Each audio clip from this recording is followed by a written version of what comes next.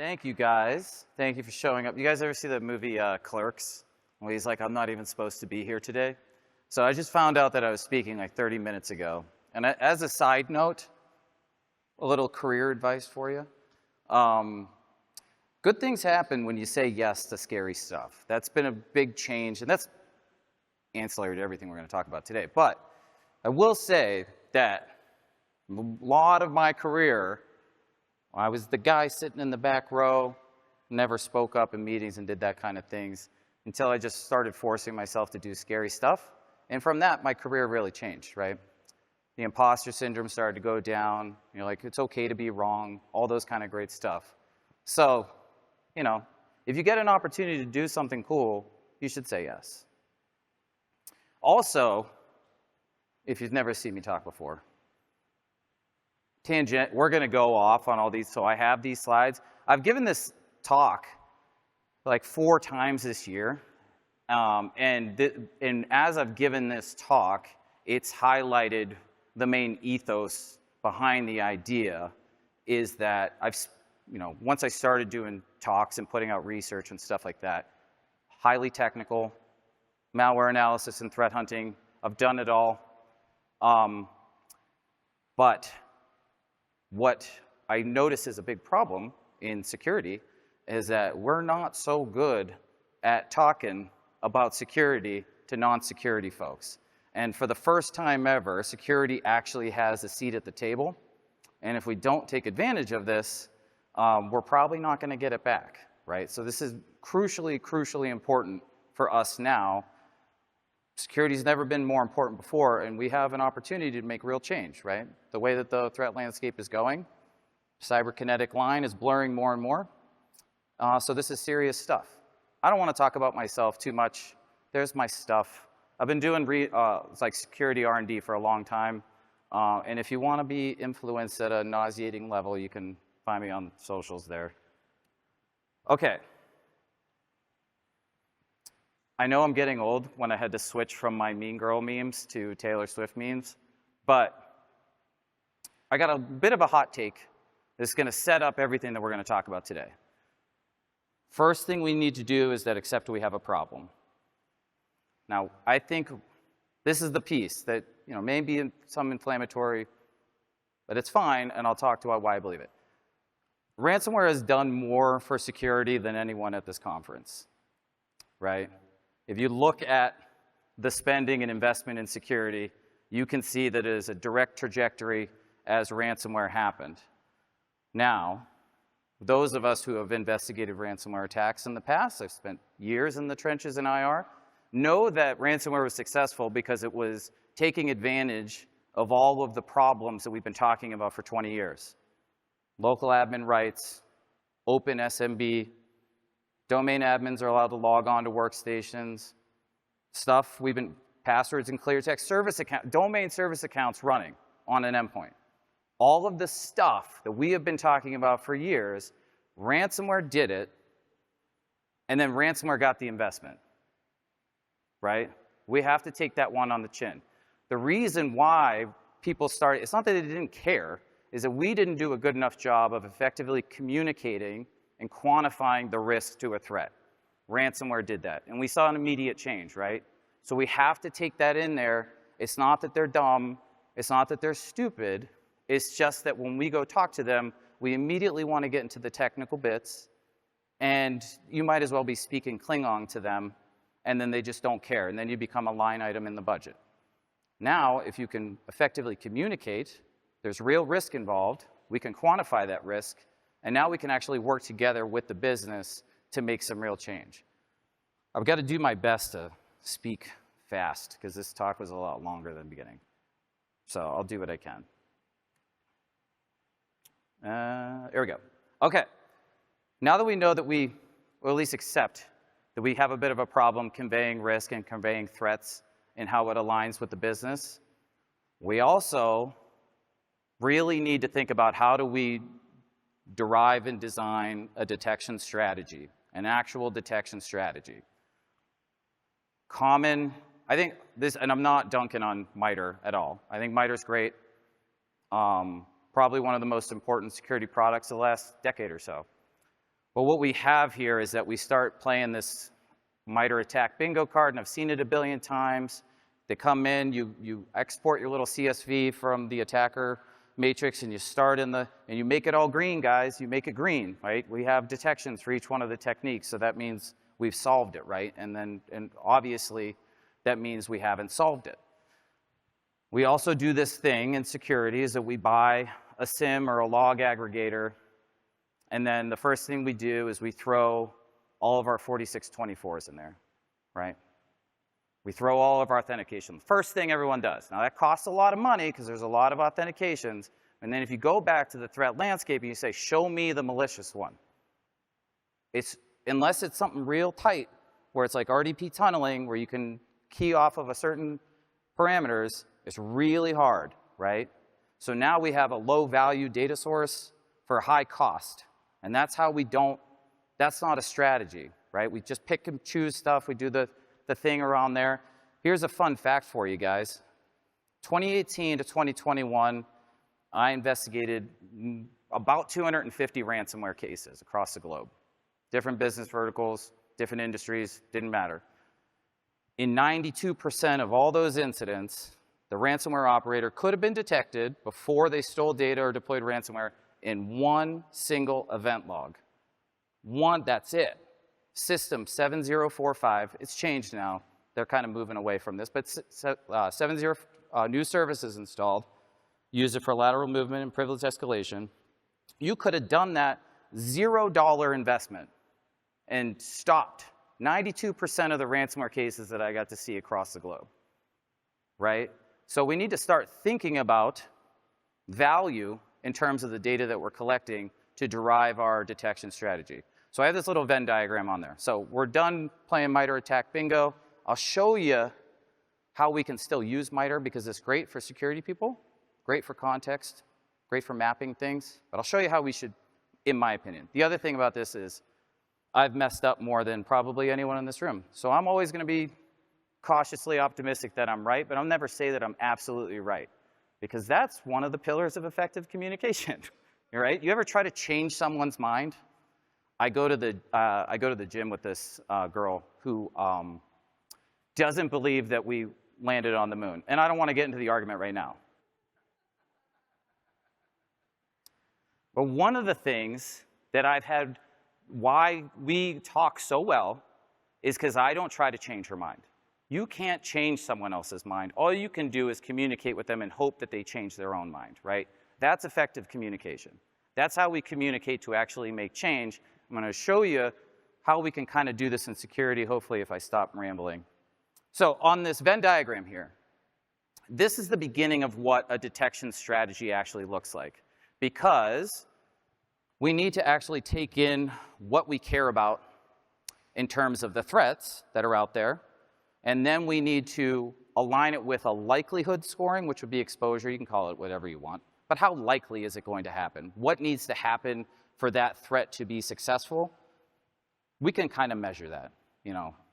I don't know how many people are like internal or external security, but like the threat landscape is coalescing around pretty well understood attack chains, so we have a good understanding of what needs to happen. And the top one there is an impact score. And impact needs to directly align with our business or our organization, whatever we're working with, to maximize value. So this is the beginning of what we need to think about. Not, I saw this cool new thing on Twitter or X, whatever it's called now, but like, I saw this cool, no, we need to rapidly do a detection because it's new, right? It's new, we need the net new. Instead, I need to take some bit of scoring in there to say, where does this fall within my detection strategy, and how do we prioritize based on that? Now, okay, I'm gonna fly through this because, like I said, this is meant to be a lot longer talk, but this is an example. You guys remember when the MFTs got popped, like Move It and all the other ones? They all got popped over and over again. Before that happened, I'll admit, I didn't know what an MFT did. I didn't know that MFTs were just out there, and they're actually kind of cool, and they're a good thing for security at the end of the day. But you know, when we would go in and do like risk assessments or compromise assessments or any kind of things or threat hunting engagement, we weren't saying, hey, where's your MFTs, right? It turned out your MFT had an incredibly high impact, and no one was really talking about it. It wasn't really in your crown jewels, right? Maybe it was for you, wasn't for me. I talked to a lot of organizations, and they weren't talking to me about their MFTs. But it should have. If we go back to our Venn diagram, it should have, right? Because if you look at how attackers operate, this is, common attack chain. We don't need to go into the fancy bits of it. This is also effective communication. You can understand this without being super technical. And we can look at this and say, I need to understand this.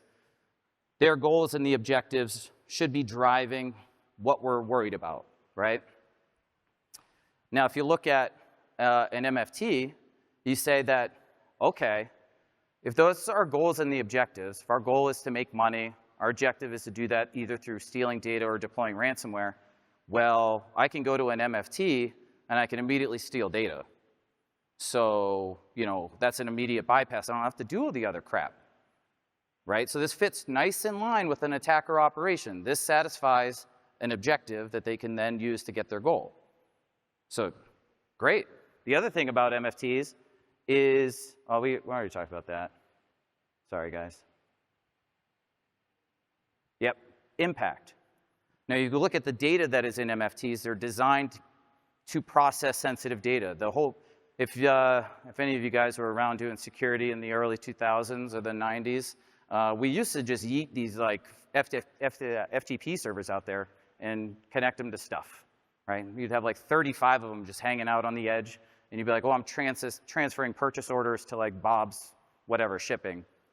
And then they were like, well, maybe we should condense these down into one solution, which was the MFT, so you could secure it, put authentication on it, track it, and all these things. So generally it's a good thing. But that means that it has coalesced a lot of really important data because it's meant to do things like purchase orders, medical transactions, billing, all of this stuff that is highly impactful if it was stolen.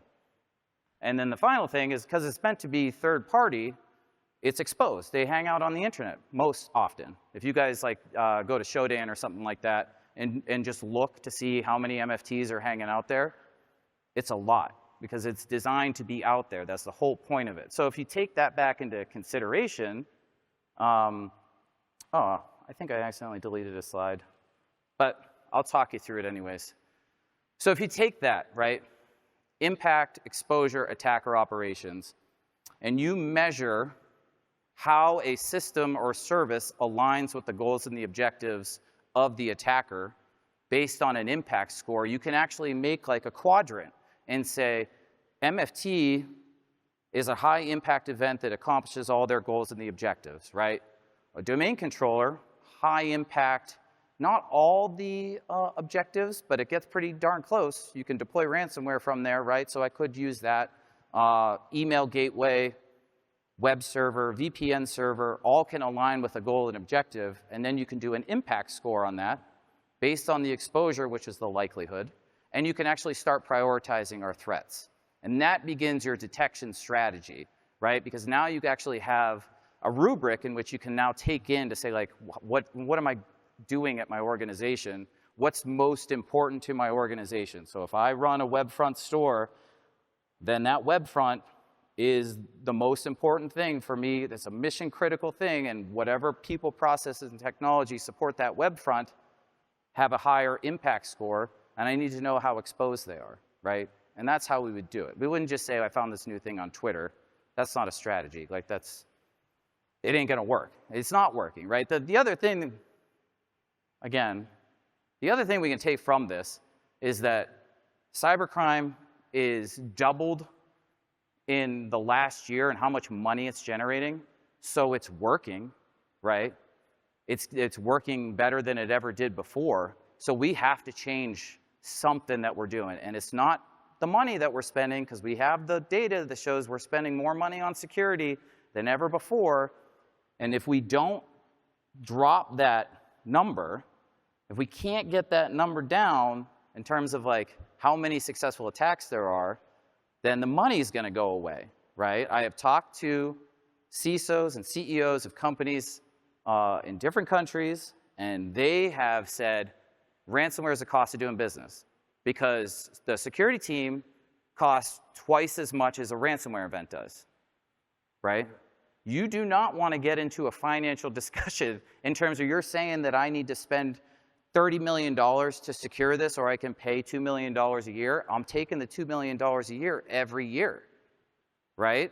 So we need to have an effective strategy that takes in everything in terms of the business to generate a risk score, quantify it, and show how we're actually going to use that to improve the business. I don't think I have time to talk about this, but the main thing of this is that when we go back to MITRE and we change all the TTPs or the technique IDs that we're looking at all the time, those are pretty fluid and they change, and then we just end up with a spreadsheet exercise over and over again. But if you look back, the goals and the objectives of the adversary have not changed. Well, since ransomware started, that was like, if you take that as a flashpoint, that was a time in which an objective changed in cybercrime. If you remember before from my Taylor Swift, when we were in the carding era, it was a point of sale, steal credit cards, use that. The objective was steal credit card, generate some money off of that. Now, we saw the whole world burn to the ground when an objective changed. The objective went from stealing credit card data to operational disruption by encrypting systems. We were not prepared for it.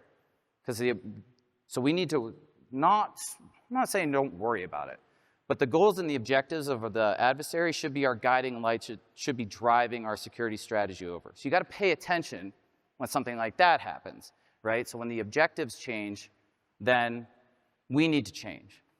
Everyone wants to talk, actually, you know what?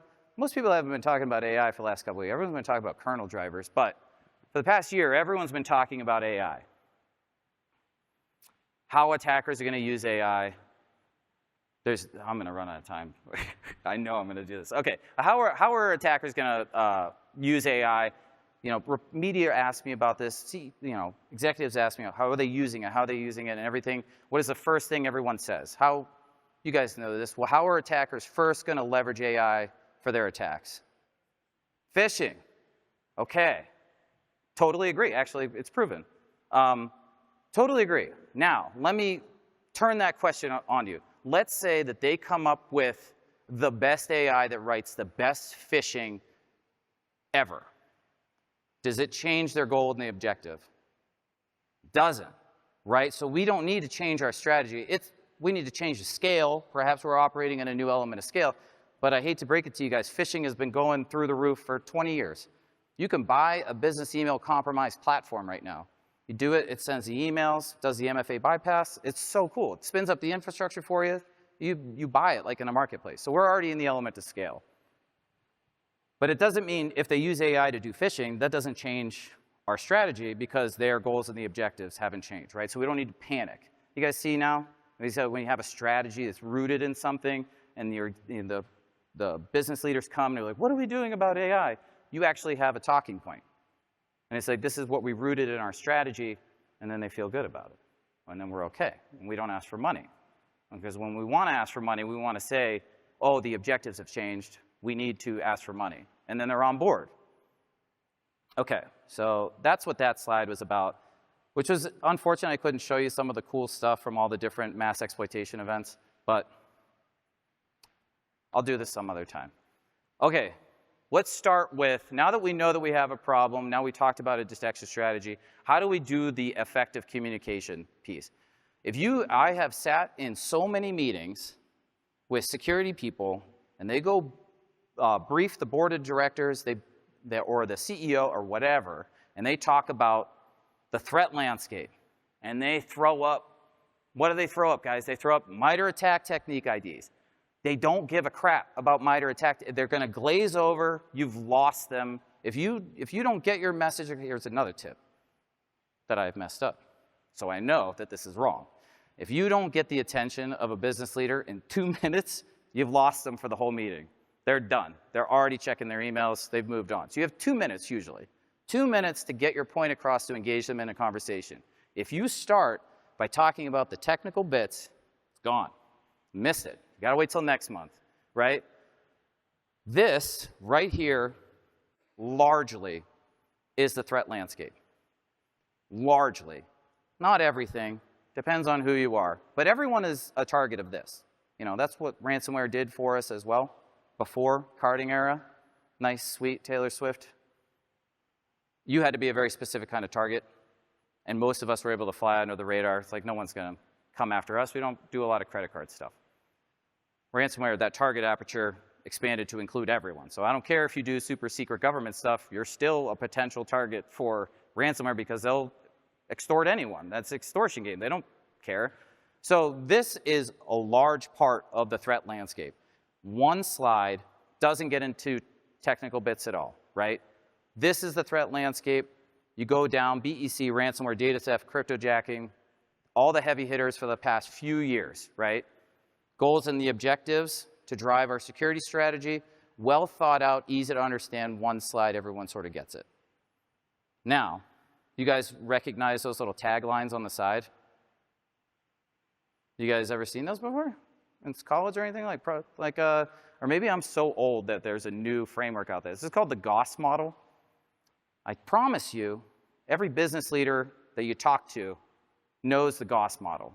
So now you're presenting it in a way that is bilingual. Is anyone actually like bilingual in this, like speak multiple languages? Great.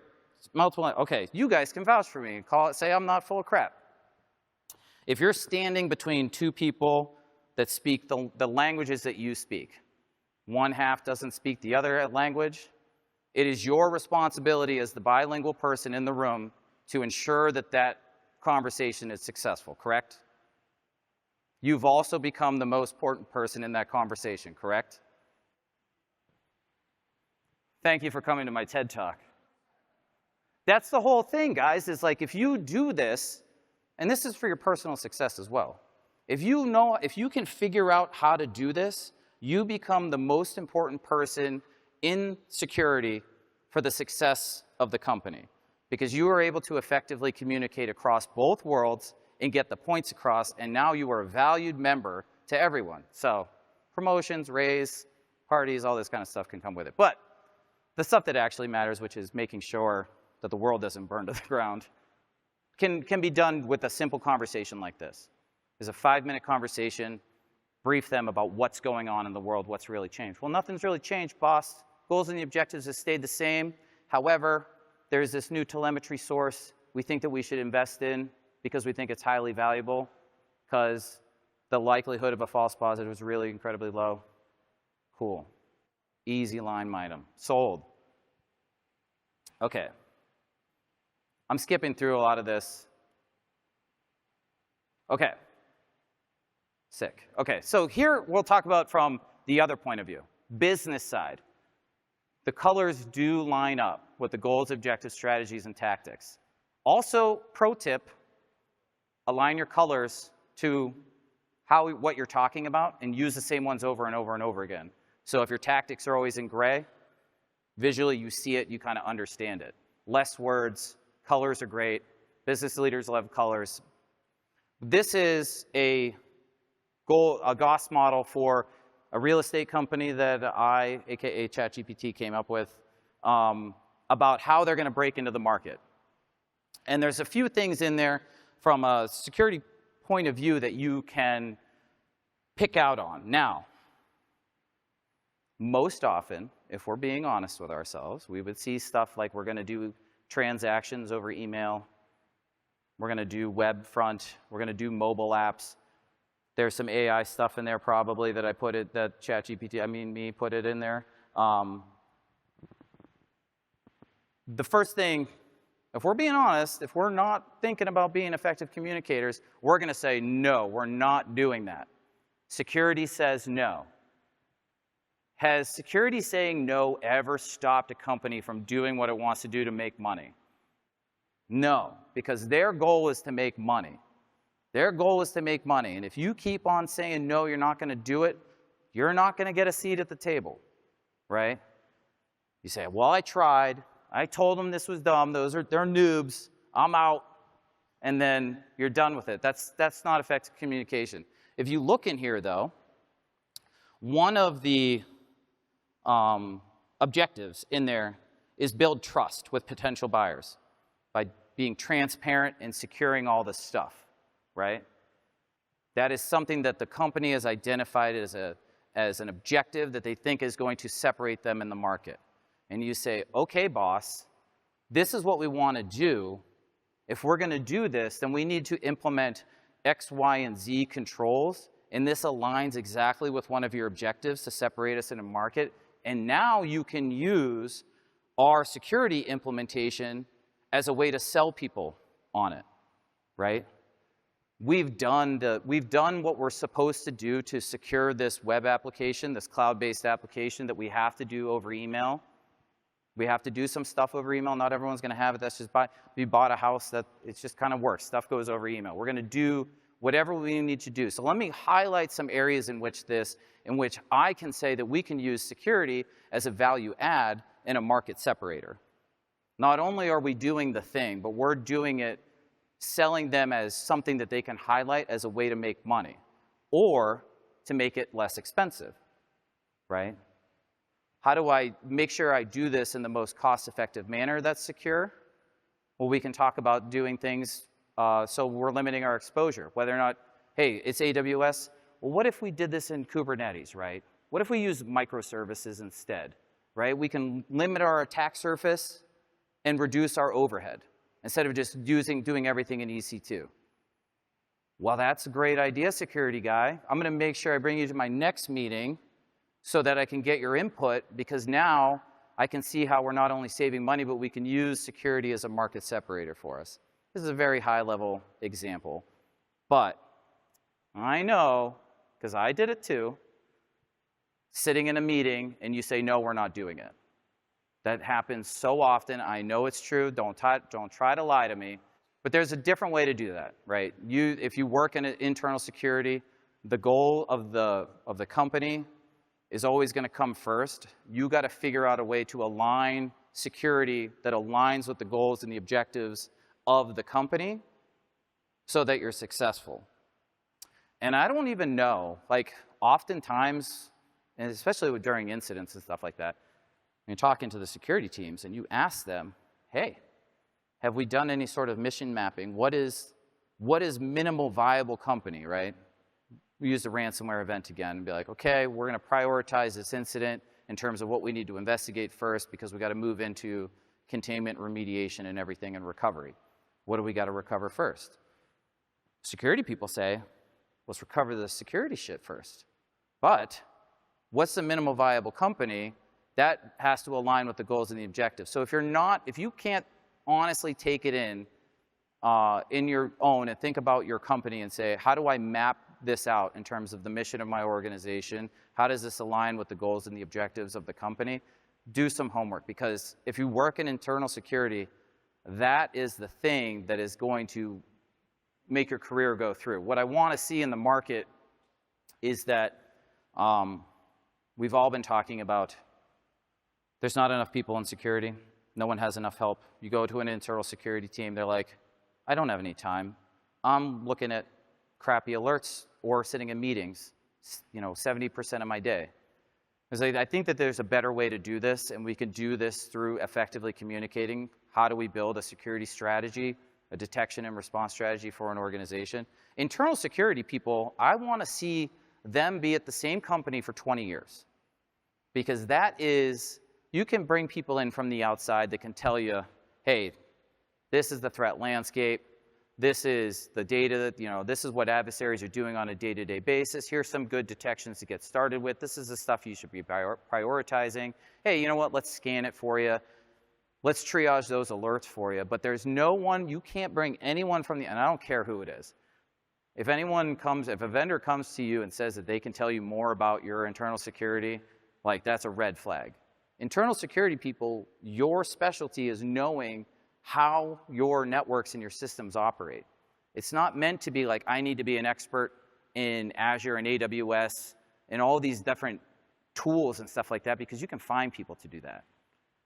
It's harder to find someone that can intimately understand the inner workings of an organization and map that back to everything that goes on and understand the people, processes, and technology that are going to make our organization successful. So Oh man, I told you it's gonna run out of time. Okay.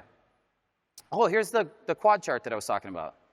We map impact and exposure. This is a really good way to communicate what we need to prioritize as an organization and security, is mapping it to the goals and the objectives. You don't, like, business leaders or non-tech folks can rapidly understand this as to say, you know, what do I need to go after first to accomplish all the objectives? So this should be a high-value target because it maps to the attacker operations and it's high impact and it's exposed. That's a great one. I've used that one for years. It's super effective. People like that. Okay, how do we expand this internally? This is what I would say is the right way, you know, but that's just my opinion, man, you know. This is what I would say is the proper way to start leveraging MITRE ATT&CK, is if you take nothing else from me, if you've been scrolling TikTok for the last 26 minutes, stop for 30 seconds. This is the whole talk, boiled down. Without a defined threat, there is no meaningful metric that you can derive to say how much more secure you are, right? So if you are not mapping everything that you're doing back to a specified threat, you're going to always have challenge in justifying what you're doing from security spend or resources, or if you're effective or not. Please take that one to the... Everything else you can forget because it's mostly my opinions and stuff like that. That one I think is actually true. We need to make sure that we are aligning everything that we're doing to a threat. And then we can derive a metric to see how much better we are. The other thing in there is really important on the bottom, guys. If you're going to adopt this model, you don't have to do that. But impact and targets, so important, right? So if we did our model before, we have our quad chart. We can kind of assign from an asset point of view what a threat aligns to an asset. We want to make sure that we are honing in on targets that are associated with the threat, right? Because we want to have a prescriptive security strategy that is aligned with what's going on out there. Because we never want to have another proxy shell, proxy logon. We never want to have anything like that again, and we should have had it. I worked those cases. It stuck out like a sore thumb. There's no reason that any organization doesn't already have detections for W3, WP.exe spawning command interpreters. We can't let that one happen ever again, but it always happens, guys. Log4j looked exactly like that. Actually, SolarWinds looked a lot like that. You could see the binary, the service binary spawning PowerShell and running whoami in some cases. So we need to know about that. We need to know the assets because we want to have prescriptive strategies around them. Okay. So here are my tips. I ran out of time. I'm sorry. But like I said, I found out that I was doing this talk like 30 minutes ago. So the other thing that I want to say, because I think I have a couple, I'll just eat into Q&A. No one really has any questions ever. But I applaud you guys for showing up here. And I hope that you leave here and try to spread this message a little bit. Because if you've gone to the other talks, and this has nothing to be about me and having people in the audience, but it's mostly just my observation, is that us in security, we continue to just go down the path of the hyper-technical, which is great. We need to be technical.